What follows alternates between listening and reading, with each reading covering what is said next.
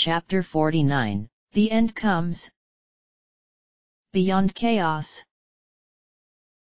The next morning Chere awoke with a start, her heart beating frantically inside her chest. Her window was open, and a soft late summer breeze was blowing inside her chambers, gently stirring the white silk curtains. It was sunny and bright outside, and the sky was painted a most perfect blue hue with tracings of white puffy clouds. Outside, she could even hear some of the attendants of the castle milling about in the courtyards, chattering. The castle had safely made its underground transfer after they had returned last night, and no one knew what had transpired in the ancient castle.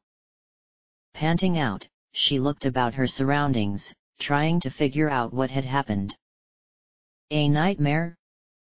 Not that she could remember. Her door was locked exactly as she had left it last night, so no one could have come in and disturbed her. She could feel cold sweat dripping down her temples, and she shook her head, leaning back against her pillows. The earth is crying especially loud this morning. Chere sighed, throwing back her covers and stepping out of her bed. She wasted no time washing up in her private bath quarters, pulling on her well-worn red imperial uniform, and strapping on her dusty combat boots. As she swept her hair back into its traditional emerald ponytail, she watched herself in the pearl-framed mirror. She felt as if her heart were slowly and surely dropping into her stomach. What is it? Meanwhile, on the other side of the castle, Edgar and Sabin were having a discussion in the brothers' royal chambers. Sabin had first told the story about what had happened in Doma, and then Edgar shared his story about the ancient castle. When they were both finished, Sabin heaved a sigh and leaned back in his chair, glancing out the window. It had been a long night. After getting back from Doma and stopping by Locke's room to offer a reconciliation, which Locke was happy to accept, he went to he and his brother's old chambers with the intent to brief over Doma and go to bed. Little did he know that something else of the paranormal had occurred back in Figaro as well. Is it morning already? I guess so. Edgar yawned and sat up more in his chair. But I have more, Sabin said, and Edgar blinked. More what, news? Yes. Sabin trailed off. You see, I think I have found Gao's father. At first Edgar didn't say much. Sabin wondered if he even had heard him at first, and opened his mouth to repeat it when Edgar raised a hand. So you were looking into that too, brother? Well. Sabin was a little confused, but shrugged. I wasn't looking into it on purpose. It just so happened that I put some pieces together on my travels, and... He stopped and scratched his head. Does this mean you were looking into it? Well, I have been ever since I met the boy. Edgar stood up and went to the windows, slowly pulling the curtains open. Mostly out of curiosity, I suppose. I had some of my men do some investigating. I mean, a wild boy that had been raised by creatures of the veldt? It seemed unbelievable, and besides that, he was a strong warrior for a teenager. I thought for sure that he was some sort of runaway, merely hiding out from his real parents. He sighed. I just couldn't drag an innocent boy into this mess with Kefka. If I were his age, I might have been misled by the same ideas of justice and adventure. He reminded me of us when we were on the brink of adolescence. What did you find? Sabin trailed off. Is Gao a runaway? Is he just playing dumb with us? Hardly, I'm afraid, Edgar replied. There is a man who lives just offshore of the Leet River. Sabin finished, and Edgar nodded. He seems out of his mind. But he kept telling my investigators that he had once had to throw a monster onto the veldt that killed his wife. And citizens in both Mobliz and Nikia told stories of a man who had thrown his baby onto the veldt 13 years prior. I heard that story too. When I first washed into Nikia from the Serpent Trench, Sabin sighed. When I tried to ask Gao how old he was, he couldn't tell me. He said he forgot. But I had a sneaking suspicion that those two were linked somehow. When I first met the old man, he told me all the gibberish he told your men. But at the time, I hadn't even met Gao, so the thought didn't strike me until later. According to what I found out, that man's name is Lucius Gray, Edgar said. And he's actually not as old as he looks. But I'm afraid time has not treated him well. He was a fisherman, and he married a young woman a few years before they had their first child. Supposedly, they would take many trips to Nikia and Mobliz together, and everyone that saw them thought they were the happiest couple in the world. The only problem was that apparently she was having trouble getting pregnant when the time came and they both wanted children. It was a miracle that she finally did, but unfortunately she died in childbirth, and after that, the townspeople say Lucius snapped.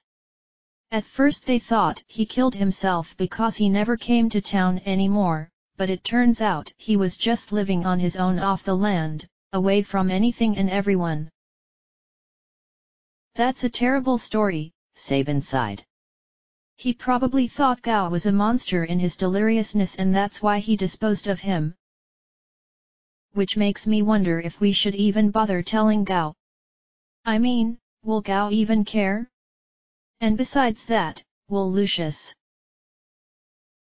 Even so, I would feel guilty knowing that Gao was still going to follow through with fighting Kefka without knowing what he may leave behind, Edgar sighed. Even under his strength, he's still just a kid. I think you and I know best. Kids that age need their parents. Sabin looked down, and sighed. It was so true. He would pay any amount of gil in the world to have his parents with him the entire time he was growing up. I understand where you are coming from, brother, Sabin said. So let's take Gao to his father. Who knows? Maybe the guy will snap out of it. Let's surprise him. Edgar smiled slightly, his eyes brightening. We can take him to the Figaro tailor and get him a nice, new, distinguishing outfit too.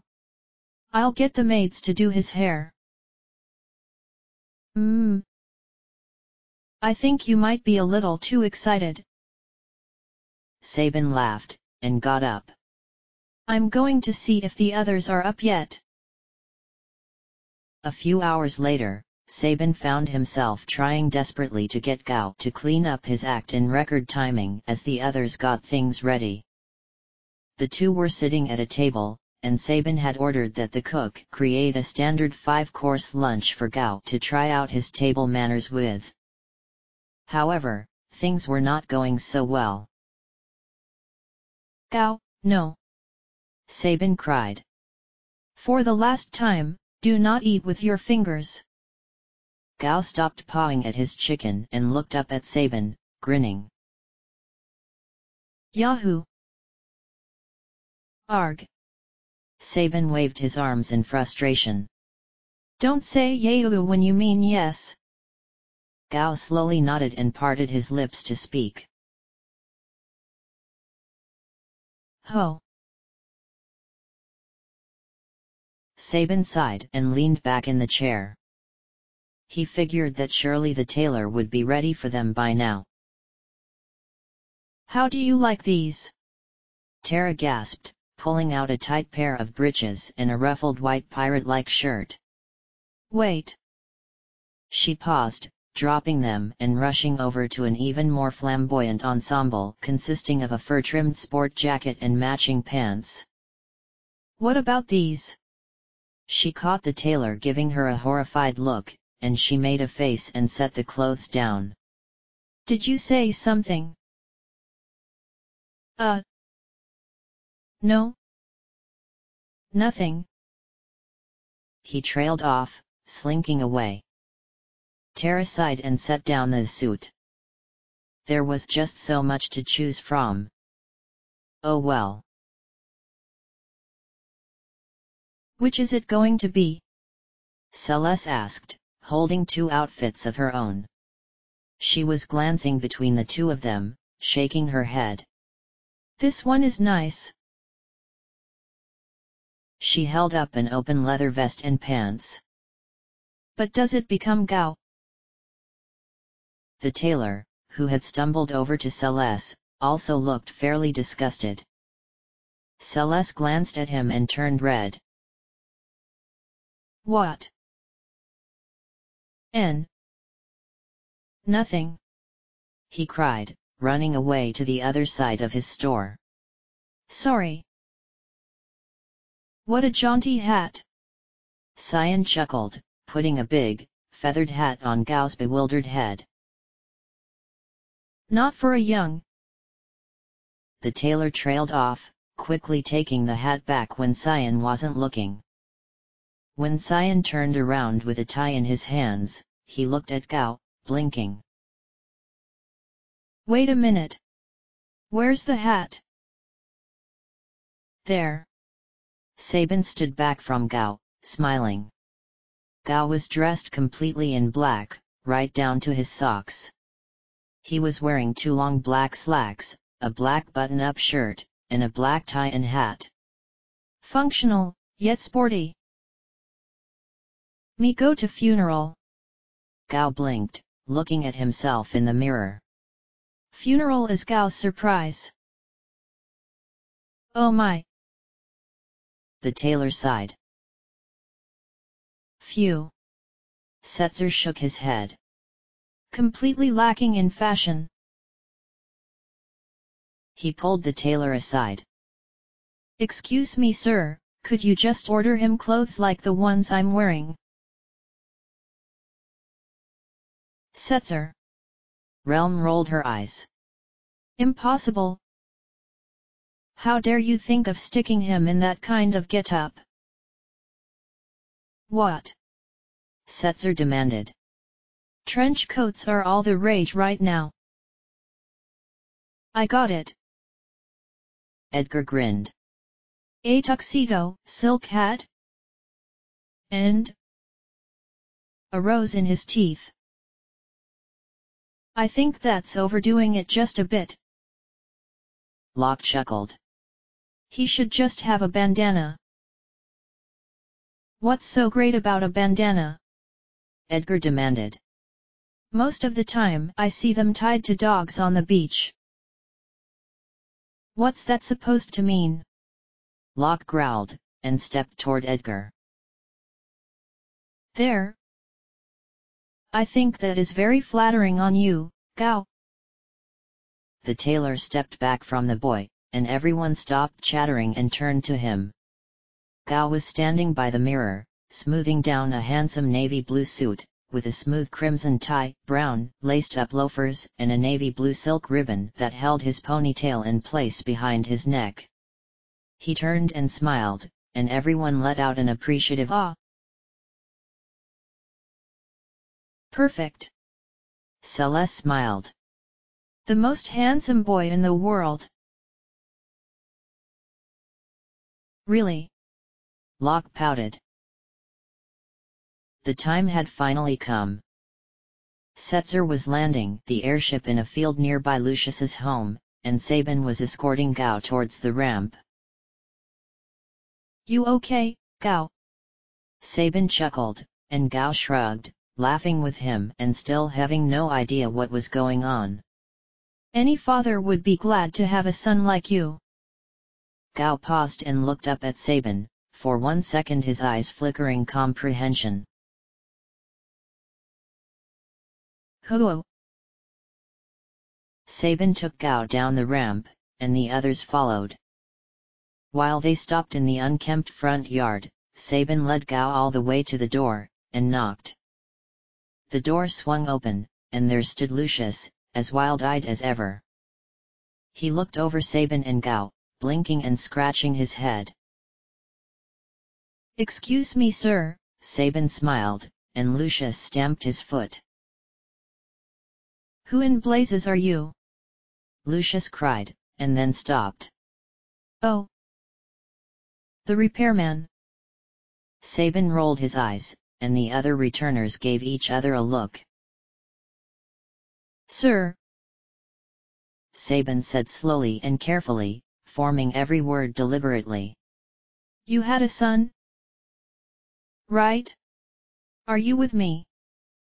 Lucius looked as confused as ever, but something was happening to Gao. His eyes were getting misty, and he let out a small sniffle as he looked the man up and down, catching his scent. "Son?" Lucius asked carefully, almost not sounding psychotic. "Right," Sabin said. "A lost son. But the truth is, he's alive. Come here, Gao." He thrust Gao forward, and Gao gasped a little, looking up into the man's face and whimpering as he smiled. Fa. Father!" He cried out happily and suddenly threw his arms around Lucius's waist, closing his eyes and nuzzling his chest much like a fuzzy creature would. Lucius stared down at him for a moment, understanding and affection slowly seeping into his gaze. He smiled some, reaching out to pat Gao's back. But suddenly, he blinked again, the distantness returning to his gaze, and pulled back abruptly, nearly causing Gao to fall forward on his face. "What is this?" Lucius asked, and cackled. "What's with this son business?" He turned to Sabin, his hands on his hips. "I never had a son, you see. But now that you mention it, I once had a terrible dream. In it, a demon child was born. I dreamt that it killed my beloved Diana and that I grabbed the creature, rushing off to the veldt. It was crying like crazy when I got there, but I cast it off good and fast." He started rambling so fast that he became incoherent, and Sabin looked brutally defeated. Gao straightened himself up and looked down at the porch he was standing on, letting out a little sigh. Sabin caught this and strengthened his resolve. "But sir..." He trailed off. "I left the child there," Lucius went on. "And without looking back, I turned and started to run." "No!" Sabin cried. "I'm trying to tell you." Suddenly, the crying stopped. I turned, and to my surprise, I saw a frightful monster. Hideous. It still gives me the shakes. Sabin sighed and looked away, afraid that he was about to lay one on the man at any moment now. I give up." Gao suddenly looked very tired and sad, until Lucius put his hand on Gao's shoulder, causing him to look up. Lucius grinned and patted Gao. "But you, young man, your parents must be proud of you. They would be fools not to. But alas, I still dream of that demon child. It is frightening." "Why, you..." Sabin growled, pushing Gao out of the way and pulling back his fist. "He's completely out of his mind." "Uwayo!" Gao cried, scrambling back up and grabbing hold of Sabin's wrist just in time. Lucius didn't even flinch, and due to the glazed-over look in his eyes, he truly wouldn't have known what was about to hit him. Sabin stopped, panting out and looking down at Gao as he slowly lowered his fist. Looking embarrassed, he turned away, and Lucius took this as goodbye, stepping back inside his house and slamming the door behind him. Sabin slumped down the stairs, and the others came up to him, giving him condolences for at least trying. Gao came down the stairs, taking Sabin's hand as they started to retreat from the yard and go back to the Falcon. I'm really sorry. Sabin shook his head. I lost my temper and... He stopped, and looked at Gao, who was smiling up at him. Thank you. Gao drawled in his best possible pronunciation effort, his eyes bright. F. Father alive. He sniffled and rubbed away a smidgen of a tear. Gao. Happy. On the deck of the Falcon, the returners were standing together while Chere stabilized the ship in mid-air. No one really knew what to say at this point, so they all fell into uncomfortable silence as the wind whipped past them. Gao was tugging idly at his tie, and eventually tore off all his clothes to be in his usual ratty shorts, leaving to retrieve his monster skin cloak from the lower deck. All at once, a loud explosion filled the air, causing the Falcon to shake violently as vapid, burning hot air filled the nostrils of the returners and washed over the airship. Locke gasped and choked as he opened his eyes, just barely catching the pure white beam of light that shot past the ship and into the mountain range off of their horizon. The light smashed into some mountains, causing a massive explosion that shook the Falcon even harder and knocked some of the returners down. A few moments later, another, more distant explosion went off, and smoke could be seen billowing up in a menacing, black tower. Sabin pulled himself up from the deck and gasped. It's the light of judgment? Celes questioned, and Sabin nodded. Kefka is at it again. Chere cried. But why? He must be getting restless. Edgar growled, and Chere quickly jerked the Falcon out of eye mode, deciding he didn't want them to be a sitting target. As they started to pull away from the Leet River, another explosion let off, this time a beam zipping right above the Falcon and crash landing into the river, causing it to swell and explode beneath them, splashing everyone with water and chunks of destroyed, wet earth. This has to stop. Go cried, holding onto the side of the airship for dear life. Kefka is going to disfigure the planet even more than it already is. Chere felt her pulse start to race again, and suddenly, she understood why. She and Kefka were both creatures that could directly tap into the source of all magic, her being an Esper and him being the man who had somehow managed to come into it on his own. How, she didn't understand quite yet, but it was nonetheless a connection they shared. Chere could feel Kefka's anxiousness, his hunger for more destruction. It was pulsing through her body, the beams of light causing palpitations in her heart. It was a direct expense of his energies, and it was frighteningly powerful. To any magical creature, it was like a verbal expression of his emotions. Chere could feel it, and she saw that Mog could too by the look in his eyes. He was cowering behind Celes, clutching to her cape for dear life. Even Umaro looked upset, making low howls and hiding his purple snout with his huge hands. Kefka is waiting. Chere trailed off, closing her eyes. He's waiting. He knows we're alive and he wants to settle the score. Well then I suppose we'll have to take the bastard up on his invitation, Realm sneered. I wouldn't want to keep him waiting. Do we really want to do this now? Setzer cried, struggling to maintain control of the falcon and trying to pull it up and away from further attacks. I'm just asking, because once I fly us to his tower, there may be no turning back. I don't think we have a choice, Chere cried. If we fly anywhere else, he'll just hunt us down and kill us, along with all the innocent people in the town we'd be in. If we're at his tower, then at least he may be willing to hold fire on the world and deal with us. That settles it. It's time to break into Kefka's domain.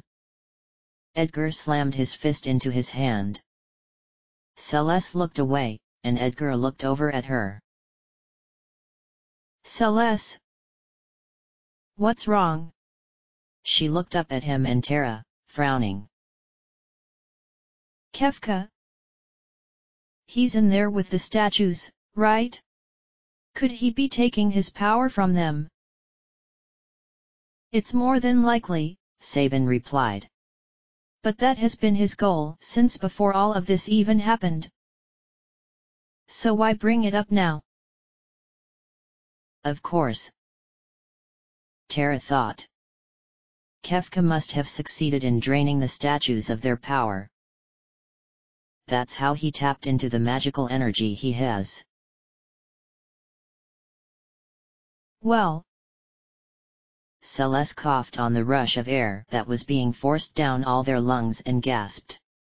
The statues give both Kefka and the Espers the energy they need to live, right? If we destroy the statues, what will happen? Edgar questioned slowly, and Celes shook her head.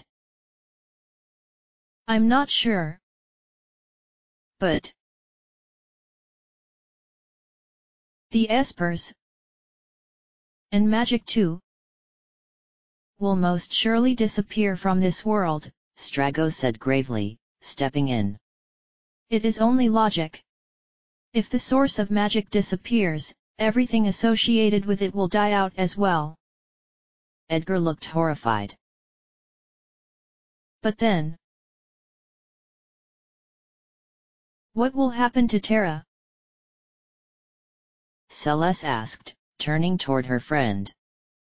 Chere gasped and looked away, her face flushed with overwhelming distraught that she could not bear to show the others. That's right. I am half Esper. If the statues die and Kefka as well, the energy half of my body needs to live will be gone. Chere bit down on her lip. I told Celes that sacrifices wouldn't be necessary for our final battle. I told her with full hope and confidence. But now I realize why she said it. She wasn't just thinking about herself. She was looking beyond and thinking about me. Chere shook her head, pushing past the others and gazing out at the scenery behind them. A good portion of the Leet River was now smoking, as were some of the mountains further back. Scanning those mountains, Chere's eyes fell on the abandoned valley that had once been Narsh. It was strange. Even though she had hardly spent under 2 years of her life living outside the Empire's control, and even less of that in the snowy city, she had come to think of it as perhaps being her very own hometown. It was in Narsh that Chere ultimately had been given a second chance at life by first an Esper brethren and then a wiry thief named Loch Cole. It was the town that Chere rushed to save by riding the Leet River with Bannon, Edgar, and Sabin. When she had seen that it was abandoned, she felt as if she still belonged there. Every aspect of Chere's previous life, her memories included, had been destroyed by Kefka. In truth, it was Kefka who had destroyed Chere herself the first day he placed the slave crown on her head. Although she wasn't exactly saddened that the empire was gone, it was still something that Kefka had managed to sweep away with one wave of his hand. He was a powerful man to have been able to cripple her life so easily. But now, she was afraid that if she let Kefka win, he would destroy Narsh, the start of her new life. He would destroy Mobliz again, and all of the children. He might even steal her body and drain her of her memories once more. She turned, slowly, and looked at her friends, whom were each watching her with gentle, loving eyes. There was no pressure for her to make a choice. Either way, they would still love her and see her through to the end, right? Her heart started to pound harder. It would be easy to take the safer road. But was that what they were fighting for, all 14 of them, this whole time? Was that what each of the returners had sacrificed for? At that moment, all she could think of were the things that they had given her. And suddenly, the decision had become so easy. We need to go on, Chere finally said, her voice firm but proud. I am not afraid. Chere, are you sure? Celes asked worriedly. We can wait. We can try to think of a different way. It is not a risk I am willing to take, Chere smiled some.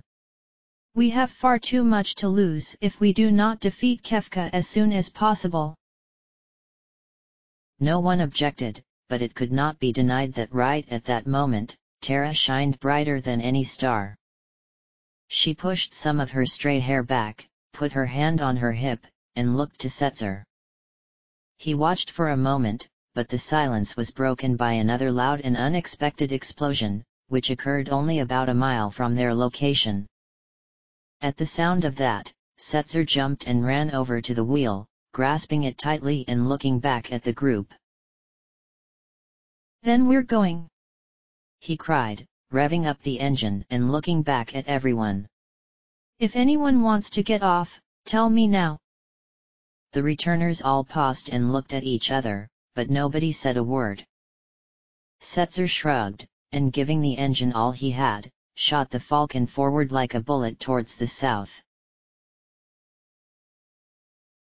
Hold on tightly, Strago cried, and stay down. Chere moaned out as she felt the wind violently whip back her ponytail, closing her eyes tighter and clinging to a pipe that emerged from the deck. She couldn't believe that all of this was happening so fast, right now. Even though it was her idea, she was still in shock. They were going to Kefka's tower.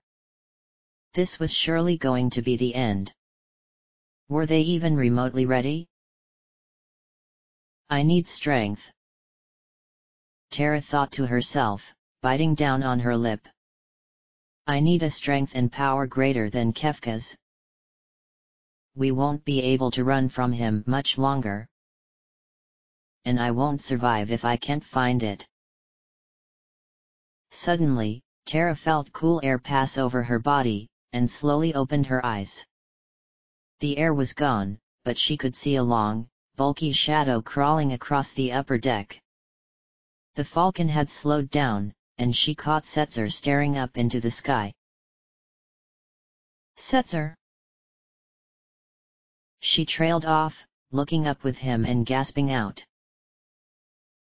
Above the airship was the most hideous winged beast she had ever seen. The body was long, twisted, purple, and horned at the head, where a bulging yellow eye washed over her like a headlight and a jaw full of shining white teeth hung open. Attached at each side were ragged greenish-brown wings, with purple gnarled claws emerging from each one, various bones and deformities jutting out underneath the bat-like skin. It let out a shrieking howl, flapping its wings and circling around to fly over the ship again. What is that? Cyan cried, sitting up some and not believing his eyes. It must be Doomgaze, Shadow said. One of the two creatures that was released when the Earth became the way it is today. I was told about Doom Gaze. Celes trailed off. If you look directly into its eye, you'll perish instantly. Just keep driving. Locke protested to Setzer. Maybe we'll shake it off. I'll do my best, Setzer said, giving the wheel a sharp turn and pulling down the level on his steering deck. The Falcon shuddered and shot forward again, while Chere and Celes tried to keep steady enough to cast holy spells to repel the creature. As Doomgaze dared to fly in so close that the returners could feel his cold breath, Edgar tried valiantly to jab and stab at it with his lance without looking directly at it. Sabin attacked it from behind with various blitzes, and Go-Go copycat. All at once, Doomgaze was hit with 2 holy spells, the Grand Train Lore, and various espers who had come to the aid of all the other returners that had summoned them. The creature started to shake and warble its cries, Shadow slicing off one of its wings with a dart just as it bounced off the deck, flying backwards in a sparkling heap and exploding behind the ship. The blast was so intense that it suddenly surged the Falcon even further forward, and Setzer cried out. I've lost control. A chunk of glittering magicite bounced onto the deck from the explosion, but it went unnoticed as the team turned to see what had happened. Kefka's tower was now in full view, and it was looming closer and closer by every second. Setzer's steering wheel was spinning out of control. As the ship descended further and further down with greater speed, the panels of the tower becoming bigger and closer, it became obvious what was going to happen. Everyone hold on! Celes cried. We're going to crash! Chere closed her eyes shut and clung onto the closest thing next to her, Locke. She felt him pull her against his chest and dive to the deck, just as the sound of splintering wood, shattered rock, and breaking glass filled the air around them. Chere could feel nothing but the sensation of falling, falling, falling. Her stomach leapt to her throat and she felt as if she were going to vomit. Suddenly, a violent crash erupted against her body, and she heard the sickening sound of the Falcon scrapping along a rocky surface at unbelievable speed. As she felt them start to slow down, she opened her eyes and tried to figure out if she was in one piece or not. However, all she could feel and see was Locke's body on her own. It was completely dark. Locke! She whispered hoarsely. Are you okay? The airship finally slid to a full and complete stop, by crashing into a wall. The stop jarred everyone, and caused the magicite left behind by Doomgaze to bounce a bit and clatter against the deck. Chere blinked and reached out for it, grasping it in her fingers as Locke moaned and started to push off of her. Yeah. I'm okay. After he had managed to stand up and brush off his clothes, he helped Chere to her feet and they walked around, trying to rouse the others. It was still totally dark, and they could hardly see their hands in front of their faces. Chere! It seems like hardly anyone is around. Locke said nervously. I can't see anyone. Chere swallowed and continued feeling around, her hand brushing over a body with long, silky hair and leather pants. It was Celes. Just as Chere had kneeled by Celes to wake her, 3 blinding spotlights came on, shining down on the ship and then slowly spreading away, although one light did stay near the Falcon. Celes moaned, sensing the light and opening her eyes, pushing herself up and wincing. What the hell was that? Edgar, Sabin. Locke could be heard exclaiming from the other side of the ship. Chere looked around nervously in the dusty yellow light. I don't see anyone else here, Celes. I think it might just be you, Locke, Sabin, Edgar, and I. The two girls looked around, disturbed at their surroundings. Everywhere they looked were high, jagged piles of melted rock, metal, and in some places, what looked like skeletons. At first, the rock appeared to just be dark brown, but Chere noticed every few minutes it would warm to a brighter and brighter color, like glowing lava, and then recede back to darkness. Every time the rock lit up, the eye holes of the skeletons would glow a bright, sinister red. Below the airship was what looked like a path of some sort, which cut through the jagged rock and led downhill. She couldn't see much further than that. Besides the lights, everything above them was pitch darkness. Suddenly, a loud crackling burst in the air. Chere realized it was just her radio, and turned it on. Hello. Chere. It's me, Gogo. Gogo. Chere cried. Where are you you okay? She let out a shudder as the dusty light washed over her, sliding down the rest of the ship.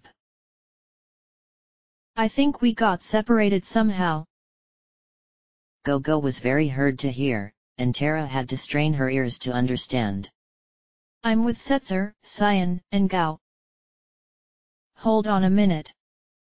Cere's radio went dead, and she sighed shakily, sitting up on her knees. What? Celes demanded. Gogo is with 3 of the others. Chere sighed. But I can barely understand him, and... Her radio started to go off again, and she flipped it back on. Gogo. No, Shadow. Chere heard a grunt in the background. And tomorrow. And Realm. Another voice chimed in. Mog 2. What about Strago? Chere gasped. Where are you guys? I found him. Chere heard Realm say in the background. Wake up, you lazy ass. I'm not sure where we are. Shadow trailed off. I know. Look above you. Do you see the lights? I do, Chere replied, looking up. She could see a light flashing and sweeping to her distant right, a light flashing and sweeping around their airship, and a light flashing and sweeping to their left. What light are you closest to? Shadow asked. The center, for sure, Chere said softly. It keeps running over us. It feels creepy. Well, if you're the center, then I am to your right, Shadow replied. I just talked to Gogo. It appears they are to your left. What are we going to do? Chere asked softly. All I see is darkness. Darkness and jagged rock everywhere. There's no way we can climb it. I only see one path. Well then, you'll just have to take that one path, Shadow instructed. We'll take ours, and Gogo and the others will take theirs. I'm sure that somehow they all manage to lead to the same place. All right.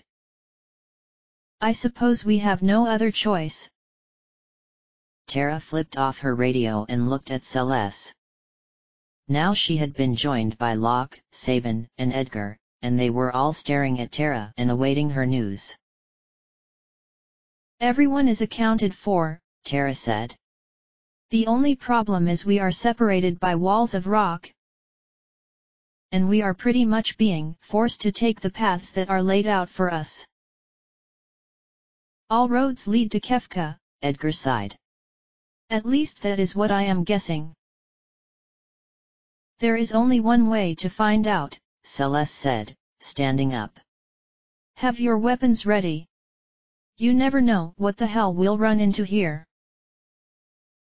Speaking of weapons, Locke held up a finger, and then ran downstairs through what was now the broken hatch to the lower part of the airship. When he came back up, he was holding a pretty silver-hilted sword with a long blade of platinum. In the left side of the blade were inscribed many runes, and the end of the hilt had a dangling charm with the biggest diamond on it any of the returners had ever seen. Locke, where did you get that? Celes asked. It's the Ragnarok, the sword I told you guys about before, Locke replied, and handed it to Celes. It's yours. Take it for the fight. But Celes took the blade, amazed at how light it felt in her hands.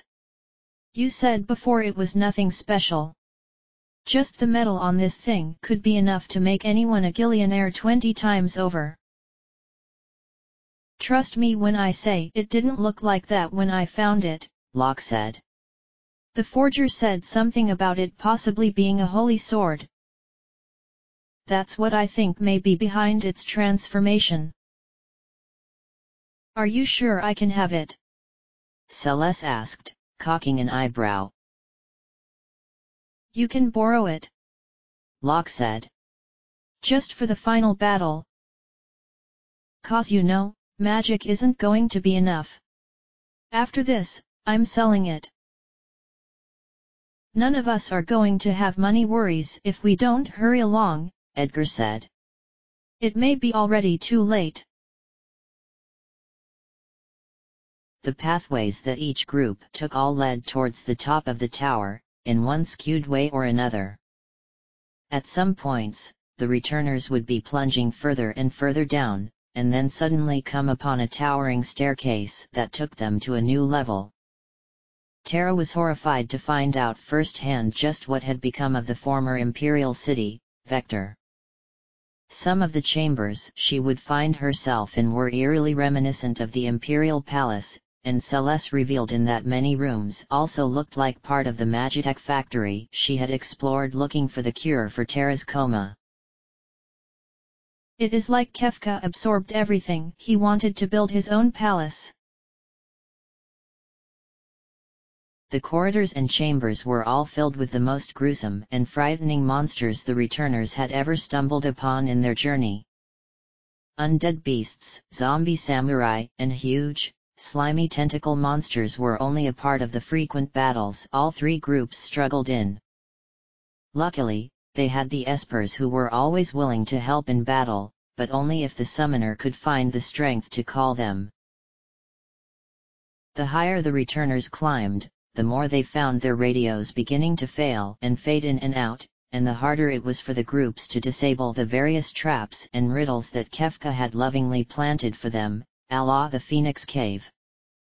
Nearly 2 hours into the tower, the first group was exhausted from having to constantly backtrack and make sure they hit all the switches they could find, and from fighting all the battles that came with it. The second team's hands and knees ached from having to crawl through tunnels and tubes that were reminiscent of the Magitech factory. The third team had not been heard from once. Eventually, Chere and the others came into what looked like a long, majestic hallway. High above them, they could see a balcony, which was empty. The hallway was elevated slightly above what looked like 2 other hallways below them, one to the left and one to the right. At the end of each hallway was a switch on the floor.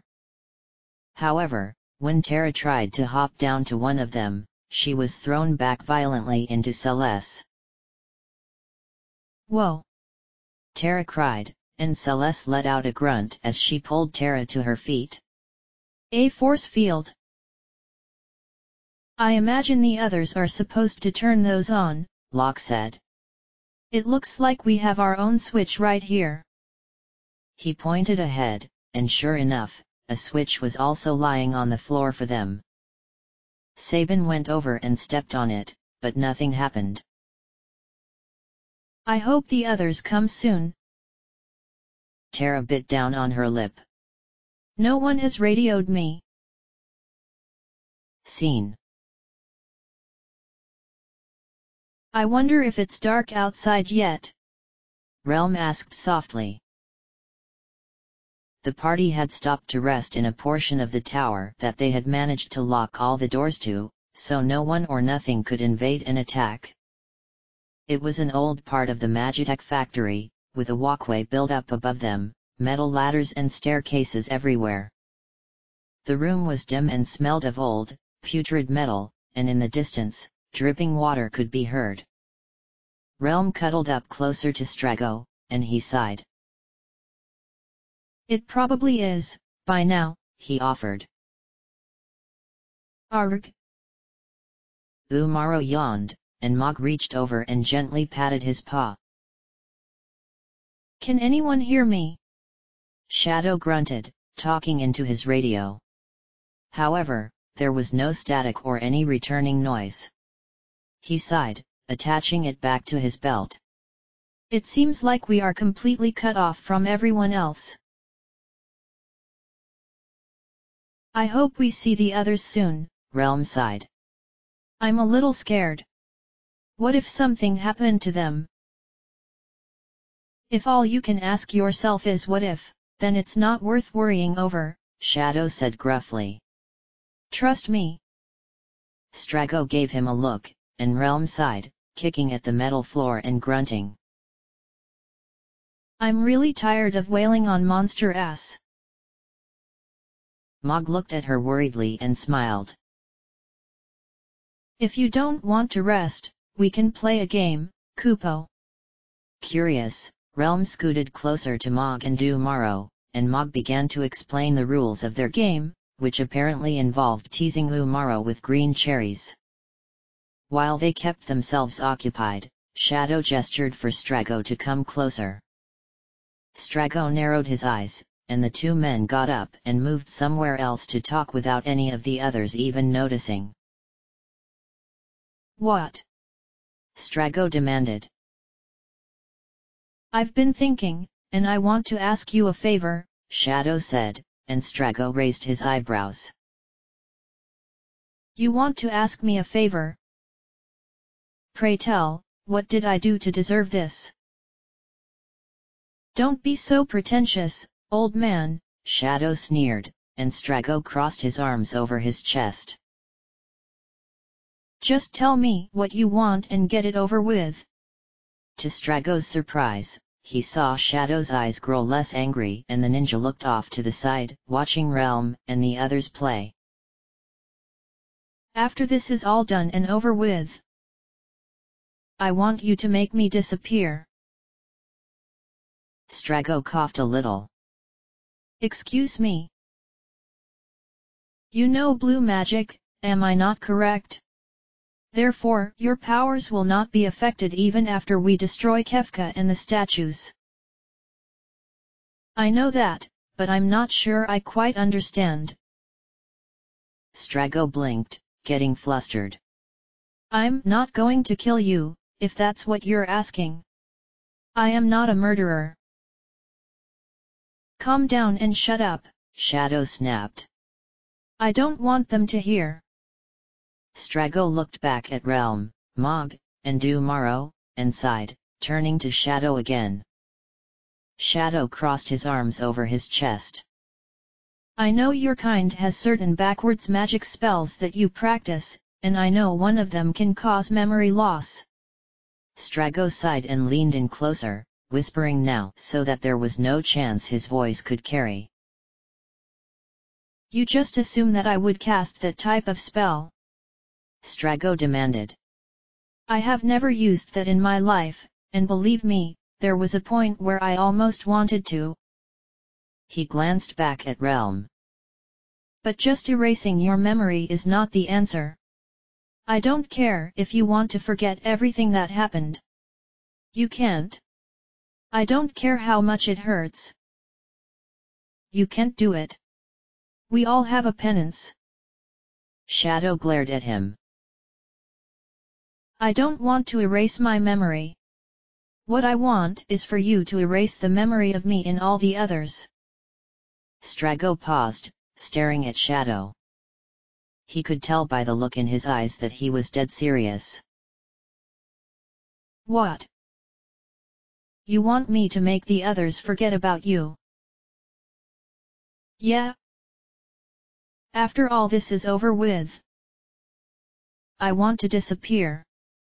But the thing is, these people, they aren't going to just leave me be. They don't understand that they've given me a lot to think about. And I like to do my thinking alone. Shadow put his hand on his hip. Do you understand? Strago struggled for words as he shook his head. No. Shadow. I can't do this. I can't just make the returners forget about you. It's the easy way out. And besides that, he hesitated. I don't care what you have to think about.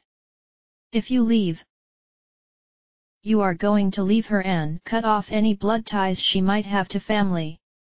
I'm not going to be around forever. Shadow looked away, not saying anything for a moment.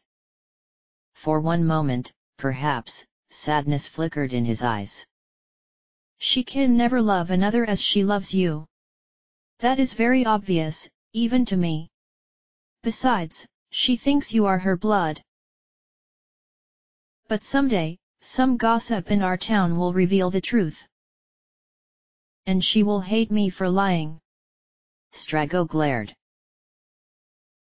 We both know that she will grow up happier and healthier without me. Shadow turned and started to walk away. Just think about it. Strago stared after him, using all his self-control not to swing his arms around and scream out his frustrations and what had just transpired. Mog suddenly tossed a green cherry out towards the set of staircases, laughing. Go get it, Umaro. Umaro howled and lumbered after the green cherry, causing Mog and Realm to burst out in a fit of giggles. Umaro slid on the floor a bit as he came to a stop and grabbed the cherry, popping it into his mouth and chewing loudly. Suddenly, there came a loud creaking, and everyone fell silent. The creaking got louder and louder, when all of a sudden, a writhing mass of twisted olive-green muscles with 3 heads emerged from the large air duct above the stairs, diving down straight for Umaro. Umaro! Realm cried, and the creature barely had time to look up before he scrambled down the stairs and rolled out of the way. The monster landed, crying out of all 3 of its mouths, 2 of which were revealed to be at the end of its stumpy arms. As it started to wriggle and slash its arms towards the others, pounding metal footsteps could be heard from behind him. Gurr! Umaro charged back up the stairs, lowering his head and ramming right into the back of the monster. It stumbled and fell over, howling and moaning, and Umaro started to, as Realm would say, wail on it. The 2 beasts rolled together, taking turns pounding and beating the life out of each other. Realm, a little frightened, stepped back towards Shadow and Mog. I've never seen Umaro get like that before. She gulped right as Umaro climbed on top of the beast, swinging punches harder and bashing his head against the beasts. Umaro gets incredible strength and energy just from eating these little green cherries, Mog said, pulling out some more from a little sack around his waist, whistling and throwing them toward him. Umaro looked up, craning his neck out and catching every cherry in his mouth. Realm gasped and covered her eyes as Umaro started to go berserk, tearing right into the monster before their eyes. A few moments later, the grunting and growling stopped, and there was a fading cry. When Realm opened her eyes again, the monster was gone, and Umaro was sitting down, blinking and picking his toes. Umaro, you crazy! You could have gotten hurt. Mog exclaimed, bouncing over to him. You encouraged him with those damn cherries. Strago protested, and Mog put a finger to his lips. Well, that just goes to prove that we aren't safe anywhere in this hellhole, Shadow muttered. So we should probably move on. I agree. Realm shuddered. I don't want to see one of those things jump out again. Scene. Ah. Gao was the last one to run screaming down the corridor, through an open doorway that he promptly slammed shut behind him. He started to pant out for breath as he leaned back against it, letting out a sudden scream as he felt something crash behind him and claw relentlessly at the door. Reaching back shakily, he snapped the lock and ran as far away as he could. At the end of the hall, he could see the others waiting for him. There you are! Cyan gasped. We thought we had lost you. Everyone accounted for? Setzer asked, taking a quick look. Cyan, Gao, go. Okay. Good. He sighed, wiping sweat off his forehead. I can't believe the zombies in here were smart enough to actually plan an ambush on us. Yeah, but did we really want to get chased here? Go sighed, looking around. The group had been forced to run down a straight path and ended up in what looked just like the prison from Vector, complete with cells, rusty metal toilets, and skeletons of forgotten prisoners. Martha Stewart would have been proud. As long as the horde of zombies was still clawing and clamoring outside, they would be stuck in there. What are we going to do? Cyan questioned. I'm afraid they have an eternity to wait on us, whereas we do no have an eternity to wait on them. Grr. Did you hear that? Setzer asked, and everyone quieted down. Another soft growl emitted from a closed cell. Suddenly, the door to the cell flew off the hinges, slamming into the doorway behind them and just barely missing Gao's arm. The crash rang in the returners' ears as heavy footsteps slammed and shook the metal floor below their feet. Emerging from the now empty doorway was a familiar sight, a growling, tail-swinging Atma. Atma hissed and swung one of her mighty clawed feet, all the returners diving out of the way just in time. An angst-ridden voice suddenly filled their minds, and all at once, they knew it was the beast speaking to them. I am Atma. Left here since birth. Forgotten in the river of time. I've had an eternity to ponder the meaning of things. And now I have an answer. Atma began to slowly walk towards the returners, pushing them into a corner. Gao spotted a doorway all the way in the back of the holding cell, and dashed off to try it, but it was rusted shut. Pulling out a knife, he started to slash at the rusty lock that was holding it closed, and Setzer and the others launched a full-scale attack with their espers, summoning everyone in their possession. Surprisingly, however, Atma did not counter the attacks. She merely kept marching on, snarling every once in a while and swinging her tail behind her.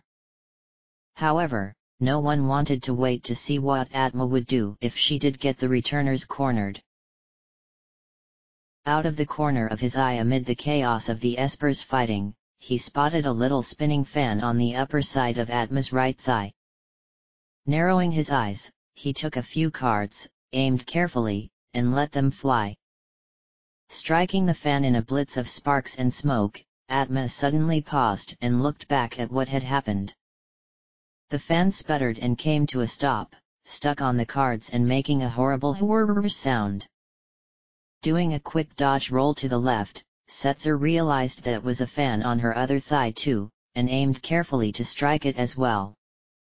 When the fan became jammed, Atma let out a painful howl and slumped to the floor, closing her eyes and warbling as more smoke began to pour not only out of her thighs, but her mouth and nostrils as well. After a few more pathetic cries, she remained still, and soon disappeared in a flash of violet light. The espers, surprised that the enemy had been defeated so quickly, looked at each other with little shrugs and disappeared back into their magicite. Was that it? Gogo asked. This whole time, Atma was a machine? Cyan questioned. Or perhaps Kefka made her into one after her first battle with the returners? Setzer paused. Either way, what surprises me is that she didn't even attempt to finish us off. Maybe she wanted to die, Gogo suggested, and the others turned to listen. Did you hear what she told us? She was left, forgotten. Maybe she was in pain and just wanted someone to come and kill her. We don't know the history of creatures like Atma. Maybe once, before all of this, Atma was a normal human who became a victim of the War of the Magi. Who knows, right? She said she had a lot of time to think. Maybe that meant she had a lot of time to remember too. Everyone looked down at the floor. Gogo had a valid point. They knew that Kefka had used countless creatures and monsters to make victims. But they had never really stopped to think of anything they encountered being victims themselves. Of course. Setzer sighed some. We would be naive to think that Chere was the only innocent Kefka used in his grand scheme. Ooh, wow! Gao cheered, and the others all turned toward him. He had managed to cut off the rusty lock that was keeping them from making their exit and pushed open the door. Scene. Shadow led the team down the metal stairs, and they crossed through a threshold and into a new corridor lined with rocks, skeletons, and God only knew what else. As they climbed higher, the air began to get thicker and hotter, and at the end of the stairs, the party found themselves in a chunk of the Imperial Palace. The corridor was simple and small, and surprisingly, no monsters were to be found. After turning the corner into the next room, however, the team stopped dead in their tracks. They were in what looked similar to a reception room, with stained crimson carpet spread out on the floor and statuettes, both intact and broken, scattered about the room. A small set of stairs led up to a higher, carpeted platform, where something large was collapsed and still. Upon closer inspection, the returners realized it was a huge, ancient pile of bones, probably from some great beast that had expired within the tower or become food for another monster. In fact, it almost resembled a dragon. The soft whistling of wind could be heard in the chamber, despite there being no windows or holes in the metal bolted walls. The only other thing in the room was a darkened, empty doorway, which was currently being blocked by whatever it was that was dead. One by one, the returners carefully stepped over the bones, making their way to the exit. Mog was the last one, half hopping and half flying across as he struggled to beat his tiny wings. Just as he managed a last hop to join the others, something cold and hard curled around his leg, causing him to gasp out and then scream in pain as it tightened mercilessly and lifted him into the air upside down. The others turned at his scream, Realm crying out. Mog! Help! Mog cried, squirming and struggling as he felt his captor cutting deeper and deeper into his leg. The Mughal was now dangling helplessly from mid-air by a curled, jagged tail that looked as if it were made solely of vertebrae. The pile of bones suddenly began to rattle and quiver, with the legs extending and pushing themselves up and the massive, razor-toothed skull lifting on its own and glaring back toward the returners with empty sockets for eyes. When Mog saw that the skeleton had come to life, he let out another blood-curdling scream and suddenly fell limp, passing out from shock. The skeleton rattled as it dropped its jaw open, swinging its tail over and preparing to lower Mog into its mouth. The whistling sound became louder, and the returners suddenly realized that the sound was actually the dragon's breathing.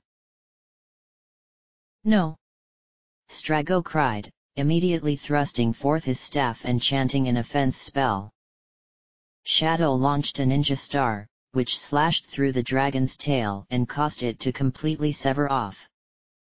Mog, with the tail still curled around him, collapsed to the ground in front of the dragon's mouth, while Umaro dashed out to grab him away. The dragon snapped at Umaro with the sharp sound of bone snapping against bone, Umaro dashing away just in time to avoid getting nipped by the jagged teeth. Angry, the dragon lifted itself higher, tilting its head back as if to roar with no sound coming out. Strago's spell came crashing down upon the beast, fireballs blasting everywhere and causing bones to fly in all directions. When the dust and flames finally cleared, only a few shattered remains were left behind, including a jawbone. Panting out in relief, Strago leaned against a wall to rest as Realm went to work reviving Mog. "It must have been the death dragon," Shadow snapped, kicking a bone out of the way.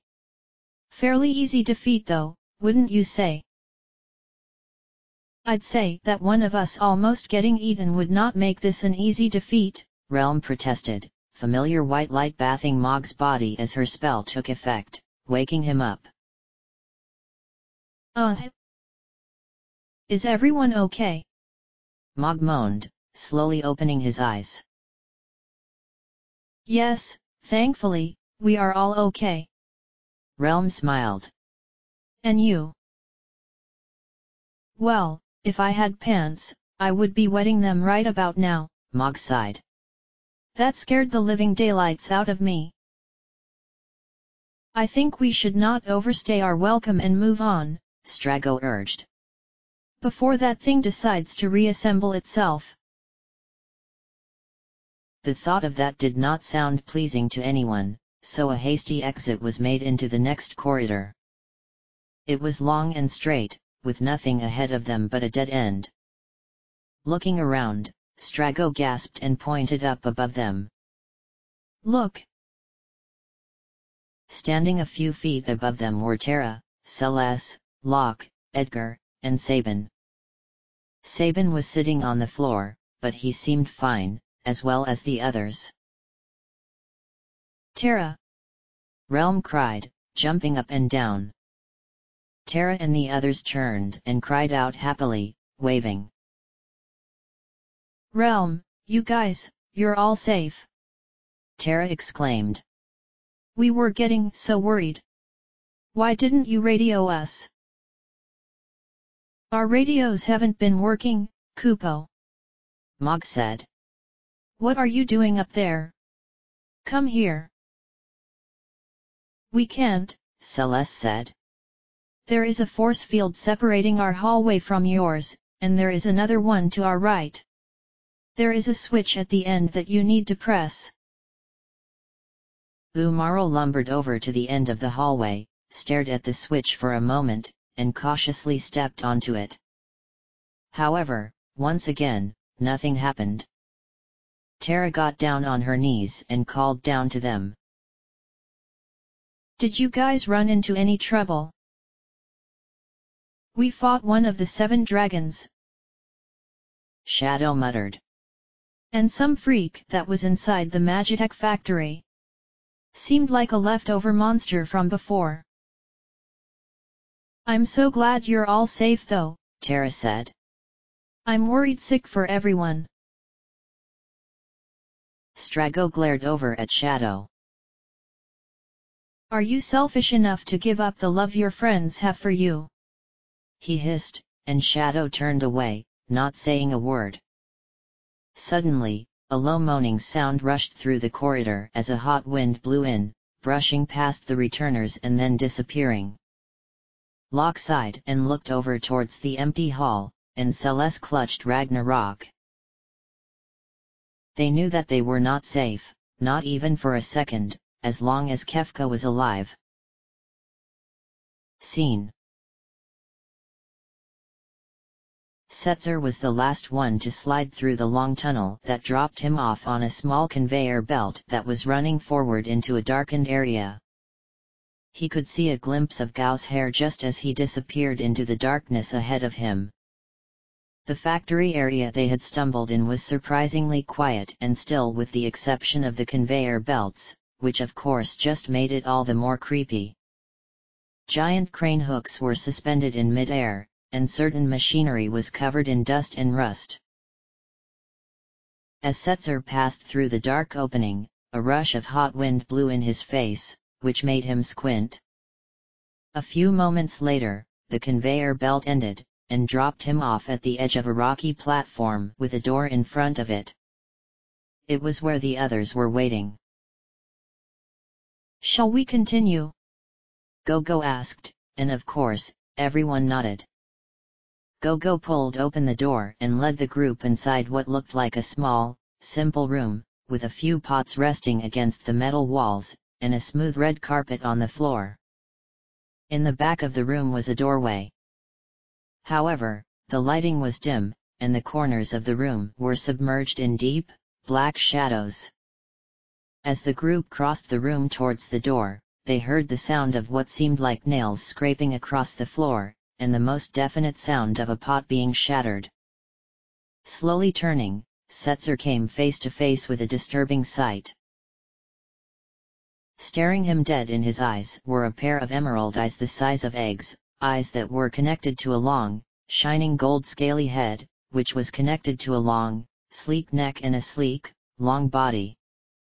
On the silent creature's back were a delicate pair of golden wings, and it was being supported by two pairs of bony legs that had sharp ivory claws protruding from knobby feet. The creature gently tilted its head, still staring at Setzer, and suddenly opened its mouth and let out an ear-piercing screech, baring its shining white fangs and saliva-soaked pointy tongue. Setzer gasped out and stumbled backwards, withdrawing his cards and shooting at the beast's neck. However, the cards merely bounced off and hit the floor, bursting into little piles of flame. "What? What is that thing?" Cyan cried, and Gao pointed. "Illumina dragon. Must be. Shining in gold. Illuminated. Look out!" Gogo screamed, when suddenly, the Illumina dragon whirled around, swinging its tail violently and smashing it into the remaining pots behind the team. Cyan withdrew his sword and ran forwards, crying out as he took a leap into the air and came down onto the dragon's backside, hard. He suddenly cried out in pain, pulling back and dropping his sword as held his arms to his chest and fell to his knees. "Arg! It was like slamming my sword into concrete. The enemy has some type of armor-esque scales. But there was something else there too. Then we have to use magic," Gogo said, and pulled out several magicite shards, all glowing. As Gogo began to summon espers, Setzer took out his own shards, holding them up in the air and calling out the names of his espers, including Starlet, so she could recover Cyan from his brutal mistake. Meanwhile, the Illumina dragon was just getting started. Its eyes giving off a frightening gleam, lightning bolts suddenly began to shoot down from the ceiling above, striking in random places but almost hitting a returner every time. As the lightning got stronger and faster, the scales on the dragon began to glow softly and spark a bit. Setzer suddenly realized that the dragon was not only casting the lightning spells, but was the source of their power. The dragon was made completely of electricity, which explained the shock Cyan felt and Setzer's cards lighting on fire. Gogo began to notice this observation as well, but before Setzer could say anything, a sudden bolt of lightning shot down and struck him right through the shoulder. Setzer cried out in pain and stumbled to the floor, grasping his smoking shoulder and forcing himself to roll out of the way just in time before he was hit head-on by another bolt. Gao jumped up and started to cast a healing spell as he dodged the bolts, and Setzer opened his mouth, only to taste smoke. Ugh! The dragon is made of electricity. We have to use magic. He started to cough violently, and Cyan rushed to his side, helping him sit up a bit in his arms and jerking him out of the way of more stray lightning. But how? He asked nervously, watching as an Isper's attack bounced off the scales of the dragon and faded into thin air. What can we use that won't bounce back? A water spell, of course. Go suddenly cried. The water will fry the electricity. I've got it. Cyan said, and right then, lifted up a magicite shard. Bismarck. The beautiful blue whale suddenly appeared before them, swirls of bubbles and ribbons of water surrounding it. Letting out a soft moan, Bismarck turned and started to charge the dragon, the water ribbons suddenly forming aqua javelins and shooting out to stab the beast. A sick crackling noise could be heard, and the dragon writhed about and cried as the water splashed all over him and caused his flesh to start smoking and frying. With a mighty cry, Bismarck slammed into Illumina Dragon and disappeared instantly in a burst of bubbles and water, which was more than enough to finish the suffering beast off. As the bubbles popped and the water began pouring down from them, the creature collapsed to the ground in a crackling mess of electricity and sparks and smoke, its skin rapidly melting away and revealing bone. When all the flesh had melted away, a few more pops of electricity snapped, and suddenly, all fell quiet. Gao completed his healing spell and cast it on Setzer, bringing back his breath and energy, and also causing the wound on his shoulder to stop smoking. As if by magic, the door behind them swung open, and a low whistling wind could be heard. Look at this! Go trailed off, bending over and reaching within the remains of the dragon. Setzer strained his eyes to see, and realized that Go had found and picked up what looked like a very large piece of glittering magicite. Did we just defeat the last dragon? Cyan trailed off. Is that Crusader? Quite possibly. But I think before summoning it, we should let Chere have a look, don't you think? Go replied. I wholeheartedly agree, Setzer moaned, pulling himself up and brushing off his coat. Is everyone okay to move on? The team agreed, and proceeded through the open doorway, leaving behind the remains of the Illumina Dragon, which had just begun to ebb away into dust. Setzer! A voice cried out. Setzer! Looking up, Setzer could see Chere standing at the edge of a platform above him, crying out his name. Although he could only see her, Celes, Locke, Edgar, and Sabin, he could have sworn he heard the voices of the others as well chattering from far off. Chere! Setzer called back. Are you guys okay? We're fine, Chere said. And the others are down behind us. It would seem that we all made it. Thank goodness for that! Cyan exclaimed, and Go reached down, pulling out the new magicite. Chere, I think you should have a look at this. Go reached back and tossed the magicite, but Chere cried out. No, don't. There's a force field. But before she could finish, the magicite easily flew through the air, as if nothing were there to obstruct it, and landed safely in Cere's hands. She blinked, taking the magicite and holding it up to the little lighting they had in the room. What tremendous power! I can feel it practically quivering in my hands. She blinked, and looked down at Gogo. Where did you get this? It feels... She trailed off. It feels dangerous. We found it in the remains of a dragon we fought, Setzer explained, and heard Realm scream from across the room. We defeated a dragon too. So. That's it. Chere trailed off, looking the magicite again. We must have defeated all the dragons. And this must be Crusader. However, before she could finish, a loud rumbling broke out, and a door suddenly appeared in front of Chere and her party.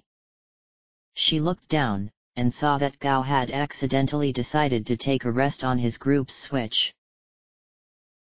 You guys don't move, Celes instructed, and proceeded in through the new doorway. She immediately was faced with another switch, which she stepped upon. Outside, she heard a click, so she stepped off and joined the others to see if anything had happened. Celes, go back in there, Mog exclaimed. I don't know what you did, but do it again. A doorway appeared and then disappeared down here. Same here, Cyan exclaimed. All right, I'm going. Celes threw up her hands and went back inside, taking her place on the switch again and listening for the click. It came, but a few moments later, another click followed, and she heard groaning. Going back outside, she saw that everyone was exactly as she had left them. Why didn't you go through the door? Celes demanded. When we stepped off our switches, our doors disappeared, Strago explained. So, I would say that we are quite stuck. Locke rubbed his chin and had a look around the room, suddenly brightening a little. Maybe not. He pointed up, towards a pair of balconies no one had noticed before. At the edge of each balcony was a weight, and if Locke was seeing things correctly, the weights were positioned exactly over the switches below the corridors. He ran in through the doorway, only instead of stopping at the switch like Celes, he took a left and came out on the balcony that was on Shadow, Strago, Realm, Mog, and Umaro's side. After making sure everyone was clear out of the way, Locke pushed the weight, and watched as it flew down and fell right on its mark, the switch. Then, running over to the right side, he did the same thing, and watched as the weight fell on that switch. He came back outside to the center hallway, and Chere spoke up. I'm afraid we may have to be separated again for a while. But everyone will continue to be careful, right? Don't worry about us, Chere, Realm said. Worry about yourself. What she means is, take care of yourself, Strago said, giving Realm a gentle smack upside her head, hissing. Learn to be sensitive, Realm. Realm made a face, but for once, didn't say anything. Chere smiled some and turned to her group members. Well, let us continue, yes? I'm sure Kefka is anxious to see us already. Chere. Celes sighed, abruptly cutting herself off and turning away to walk ahead and turn on the doorway switch for the other groups. Chere bit down on her lip and watched her go, hearing the doors open for the other groups and watching them disappear to whatever Kefka's labyrinth had in store for them next. After they were all gone and they were alone, Chere silently led the boys in with her and motioned for Celes to let off the switch. Celes started to walk ahead faster than everyone, and Chere quickly caught up to her, gasping a little for breath. Celes.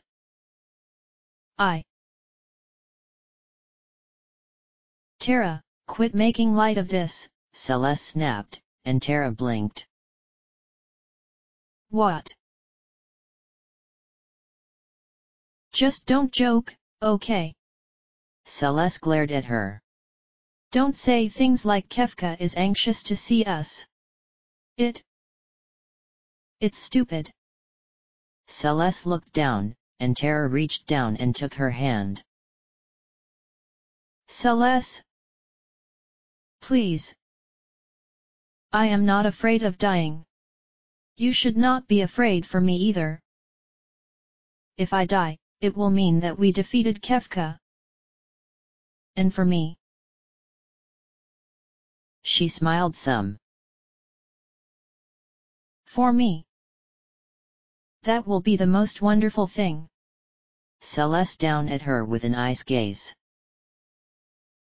What? No. The most wonderful thing would be you being alive, being with us. I have taken so much from everyone, Chere suddenly said firmly, in a tone that surprised Celes. Believe me. I will do anything to pay you all back. I am willing. Celes blinked and gave Chere's hand a squeeze before dropping it. So. You truly are a soldier. Meanwhile, Kefka let out a tired yawn and pulled himself up from his seat, which instantly brought one of his remaining human lackeys to his side, bent on one knee. The rest, he figured, were surely dead by now, as he had transformed them into the most fabulous of monsters and sent them to attack the returners hours ago, and they had not yet come back. My liege. What is it that troubles you? Who remains in my tower? Sir. Who remains? Kefka asked icily, his idiotic smile not flinching a bit despite his tone. Well. The lackey gulped. Atma is dead. Inferno, Striker, and Ruff are dead. The 2 dragons you captured have been slain. Oh, but the Guardian unit is still operable and... Enough, you pitiful cretin, Kefka snapped, and folded his hands together, as if in deep thought. I thought it might come to this. Do not think I am unprepared. Oh, no sir, I never in the least thought. Oh please. Now you are just being a kiss-ass. Kefka yawned again, and rubbed his eyes. I've had enough of that. Thrusting out his hand, Kefka muttered a few words and turned away as his last lackey's neck instantly snapped, and he fell to the floor, dead. Throwing his cape back, Kefka walked back past his throne, past a few scattered bodies, and gazed out at the sight before him at the jagged edge of his royal hall. Outside, it was nothing but darkness, and deep purple clouds had begun to crawl over the sky. Every once in a while, a crackle of white lightning would appear, quickly illuminating the black and the peaks of jagged mountains and then disappearing in a flash. For the first alternate dimension he had ever created on his own, Kefka thought he did a pretty neat job. Stepping off his platform and seemingly floating in mid-air, Kefka walked across some of the violent air currents that were rushing through, and raised his arms, closing his eyes.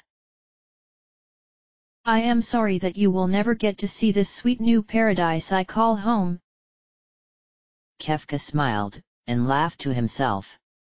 But my dear returners, be rest assured that I will use it to plunge this planet into a beautiful darkness. I would let you stick around to watch, but the truth is just the spell to do it will tear your pitiful human bodies apart. And I don't think you will be able to fully appreciate what I am doing for our poor, dying world." He cackled again, his voice echoing in the eternal distance, and nearly doubled over from his laughter. Wiping tears of joy from his eyes, Kefka tried to regain his composure and raised his arms again, causing the lightning to crackle louder and for thunder to boom in the distance. "This is the end of the line, friends. But please be gentle to those that I will send to make your graves. My girls are tired and hunger for those sweet esper powers you have inside of you." Bursting out into laughter again, Kefka's fingers were suddenly struck by multiple lightning bolts, causing his entire body to light up and his blonde hair to stand on end, his colorful robes flapping in the wind.